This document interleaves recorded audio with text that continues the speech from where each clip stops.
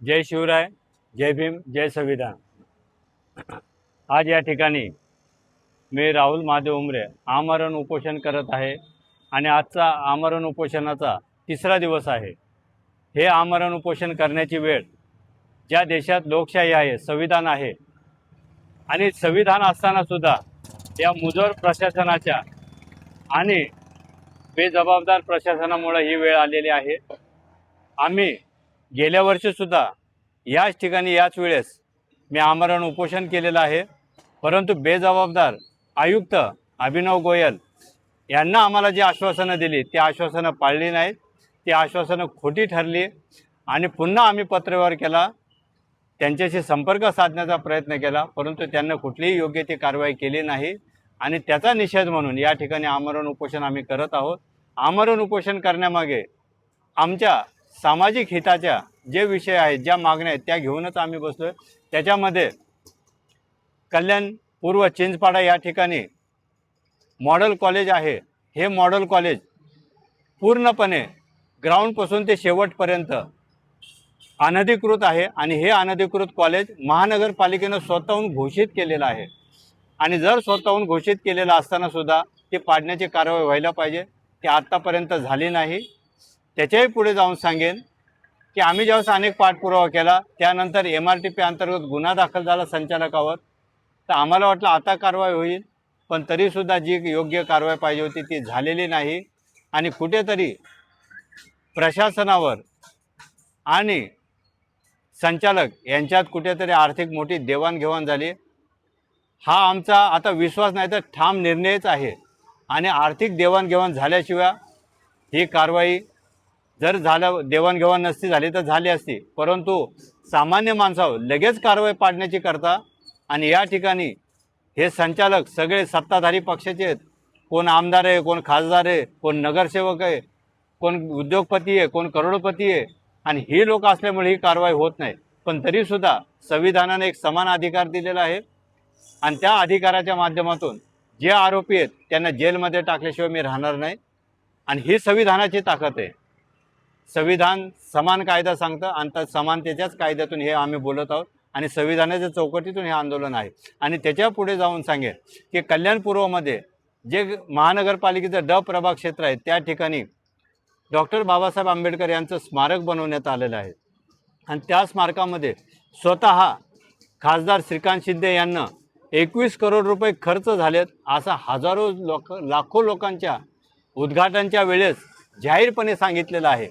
कारण तुमचा शब्द लोकांना खरा वाटतो, कारण तुम्ही खासदार आहात, प्रशासकीय पदावर जबाबदार पदावर आहात आणि त्या ठिकाणी त्यांना सांगितलं। मग त्यावेळेस आम्ही सोपा प्रश्न विचारला की साहेब जर 21 करोड रुपये खर्च झाले तर त्याचा हिशोब द्या। आत्तापर्यंत मी अनेक पत्रव्यवहार केले, परंतु 21 करोडचा हिशोब मिळाला नाही, दिला नाही का जुळाला नाही हेच माहीत नाही। त्यानंतर आम्ही महापालिकेशी सुद्धा पत्रव्यवहार केला, संपूर्ण हिशोब मागितला, त्यामध्ये महापालिकेनं तर अधिकाऱ्यांना हातच जोडले, जाहीरपणे मीडियावर मी सांगतो त्यांना हात जोडले, साहेब ह्यात भ्रष्टाचार झाला, हिशोबच लागत नाही।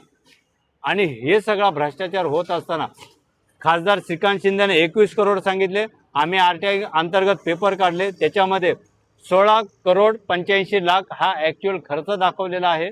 याच्यामध्ये सरकारी आकडा आणि खासदारांचा आकडा 3-4 करोडचा ह्याच्यामध्ये तफावत दिसते आणि त्याच्याही पलीकडे जाऊन सांगेन की आम्ही तज्ज्ञ लोकांकडून माहिती घेतली, त्यावेळेस त्यांना सांगितलं की 3 करोडपेक्षा याच्यावर खर्च होत नाही। तरीसुद्धा एकाने सांगितलं 5 करोड, आम्ही म्हणतो 6 करोड होत्या, तरीसुद्धा 10 ते 15 करोडचा ह्याच्यामध्ये घोटाळा झालेला आहे आणि झाला म्हणजे झालेलाच आहे। आणि हा महाघोटाळा उघडीच करत आहोत असताना आम्ही प्रशासनाला विनंती केली की तुम्ही योग्य ती कारवाई करा, योग्य ते चौकशा लावा, परंतु आत्तापर्यंत त्या लागलेल्या नाहीत। आणि आत्ताच तुम्हाला सांगतो, मी हे आंदोलन करत असताना कदाचित माझा विषय लोकांपर्यंत गेला असेल, जागरूक नागरिकांपर्यंत पोहोचला। मला जागरूक नागरिकांचा आज फोन आले की साहेब तुम्ही आंदोलन करता ते योग्य आहे, 21 करोडचं हे स्मारक नाही, आत्ताच्या पावसामध्ये ते गळत आहे, आता मला इथून उठता येत नाही, त्या ठिकाणी ताडपत्रे लावून ते लपवण्याचा प्रयत्न चालू आहे। त्या ठिकाणी 21 करोडचं स्मारक प्रत्येक पावसात गळत आहे, याचा अर्थ काय समजायचा का ते 1-2 लाखातच बनवलंय मग आता, आणि जर उरलेले पैसे गेले कुठं का KDMC मार्फत वाया कल्याण ठाणा हे सगळा पैसा ठाण्यात गेलेला आहे आणि हा सगळा भ्रष्टाचार श्रीकांत शिंदे मार्फतच झालेला आहे, मी नाव घेऊन सांगतो. आणि हा भ्रष्टाचार लवकरात लवकर चौकशी करून उघडीस व्हावा. अनेक पत्रव्यवहार केले, मी मुख्यमंत्र्यांना पत्र दिलं, 2 उपमुख्यमंत्र्यांना दिलं, एकनाथ शिंदे साहेबांना सुद्धा दिलं, कुठलीही कारवाई झालेली नाही. आणि आता मी त्या ठाम निर्णयावर आलो, जर प्रशासकीय पदावर बसलेले अधिकारी ज्यावेळेस काम करत नाही त्यावेळेस संविधानानंच एक अधिकार दिला, ते आमरण उपोषण. आणि म्हणून मला आमरण उपोषण घ्यावा लागला. आणि त्याच्याही पुढे जाऊन सांगेल की 9वी शिकलेला एक मॉडेल कॉलेजमध्ये व्यक्ती आहे की त्यानं 9वी पास असून वरिष्ठ लिपिक पदाची 20 वर्ष नोकरी केलेली, आणि ही नोकरी केलेली असताना त्यांना ते पद मिळवण्यासाठी बनावट, फर्जी, खोटे डॉक्युमेंट बनवलेले आहेत.